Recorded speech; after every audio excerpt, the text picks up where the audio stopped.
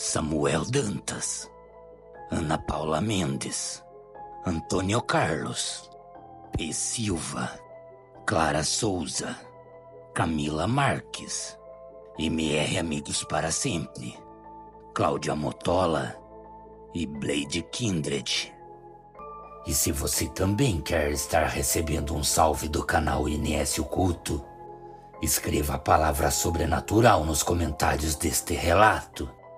E sem mais delongas, bora para o relato. Boa noite a todos.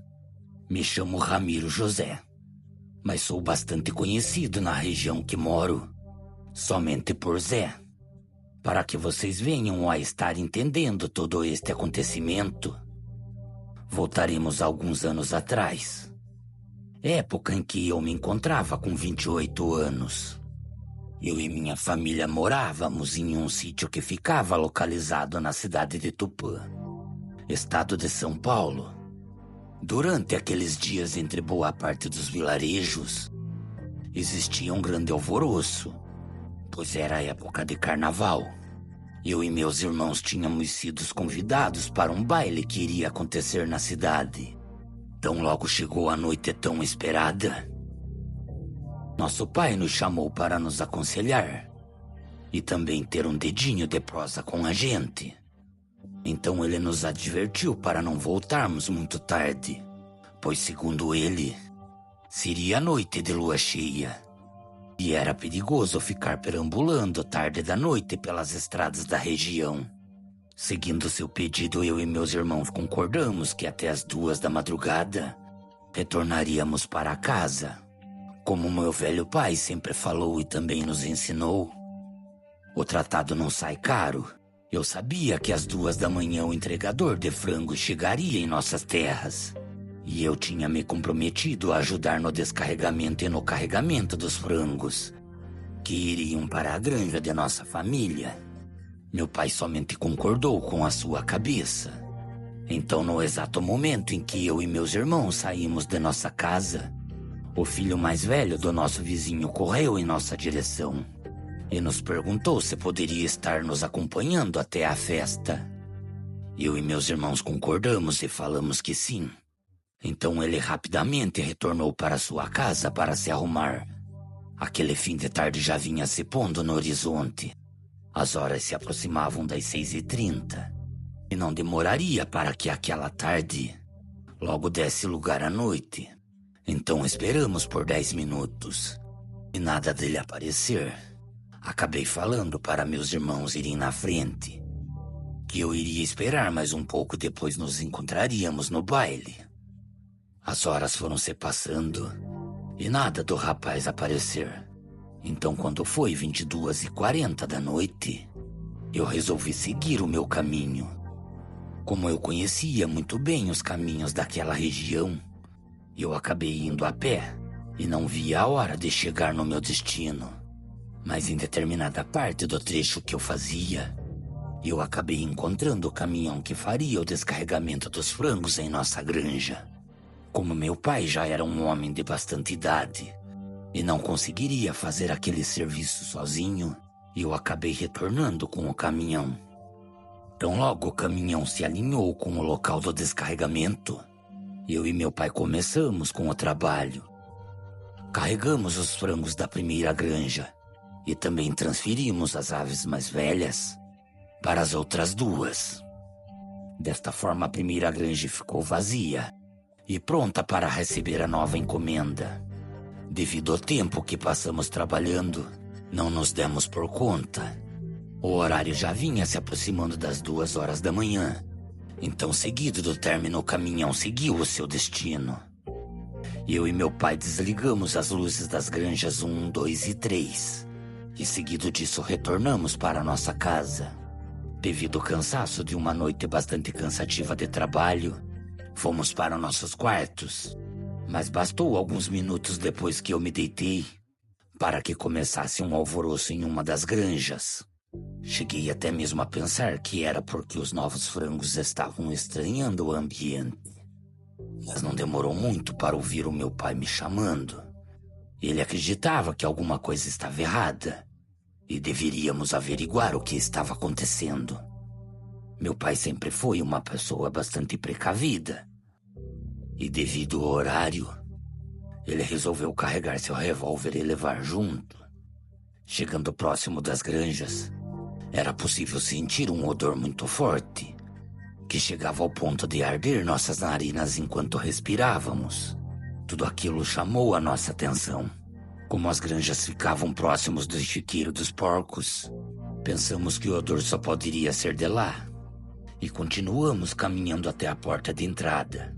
Tão logo adentramos, acendimos as luzes, e não tinha nada incomum acontecendo. Somente os frangos se encontravam encostados próximo à porta de entrada. Já na segunda granja os animais já estavam bastante agitados, mas aparentemente tudo estava normal.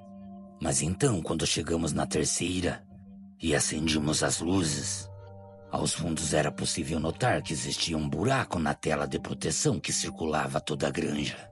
E bem próximo à tela que se encontrava arrebentada, havia sangue e tripas espalhadas no chão.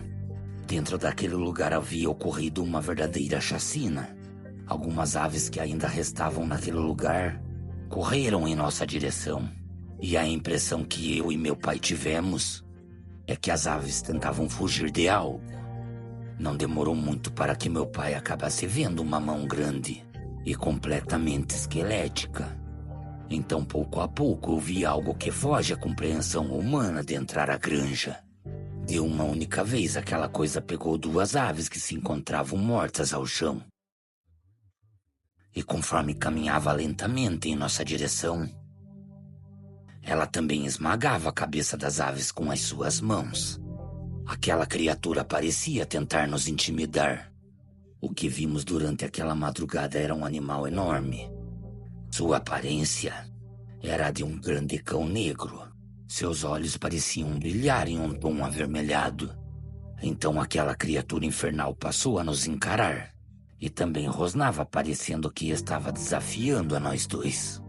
Apesar de ter o aspecto de um lobo negro, seu corpo parecia conter traços humanos.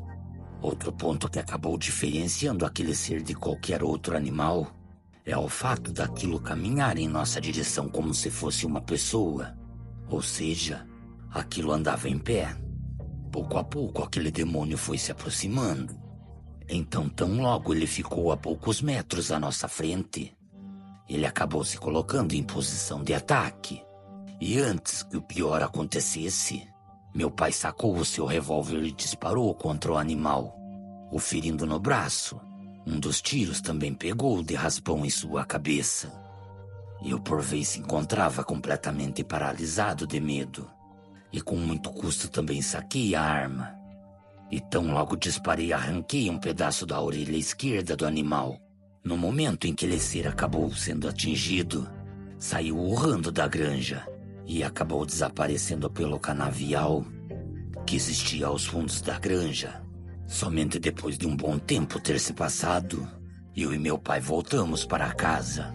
No outro dia, então, logo pela manhã, fomos ver os prejuízos que tivemos. Para o nosso espanto, tão logo entramos na terceira granja, notamos que mais da metade das aves se encontravam mortas. Existiam aves que se encontravam feridas, mas infelizmente teriam que ser sacrificadas. Na verdade, muito pouco se salvou da terceira granja. Com muito custo, eu e meu pai conseguimos reunir tudo e arrumar o lugar. Então, com muito custo, eu e meu pai conseguimos reunir tudo e arrumar todo aquele lugar. Também notei que meu pai parecia carregar um ar de desconfiança em seu semblante. E para minha surpresa, depois de retornarmos para nossa casa, ele acabou perguntando para um de meus irmãos se o filho do vizinho tinha ido ao baile. Meu irmão de imediato acabou respondendo que não.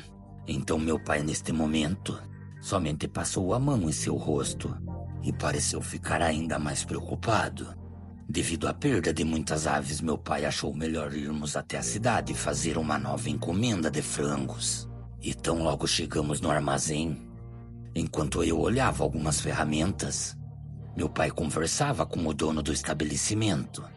Vocês não vão acreditar no acontecido. O vizinho chegou no armazém com seu filho mais velho. Isso mesmo. O mesmo que acabou falando que iria com nós à festa.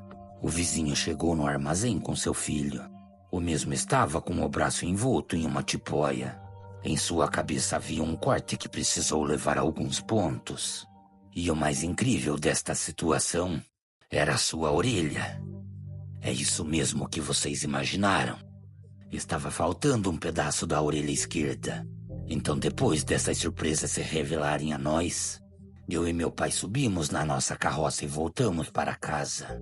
Pelo caminho, meu pai já me orientava a chegar em casa e carregar as armas novamente, pois ficaríamos de tocaia à espera da criatura. E dessa vez, já sabíamos com o que estávamos lidando. Confesso a vocês que para mim era algo completamente sombrio e amedrontador. Mas para meu velho pai, que já era bastante vivido na lida de campo, aquilo não parecia ser nenhuma novidade. Ele falava que aquela criatura se tratava de um lobisomem. Passamos algumas noites acordado à espera daquele maldito cão do inferno, mas ele nunca mais voltou. Então, passado alguns dias, depois de muitas noites acordados, estranhamente nossos vizinhos durante um fim de tarde acabaram indo embora de suas terras. Nunca mais tivemos notícias e nem comentários foram ouvidos sobre a criatura. E também muito menos sobre aquela família que parecia estar tentando esconder um segredo. Cordiais uivos a todos. Boa noite.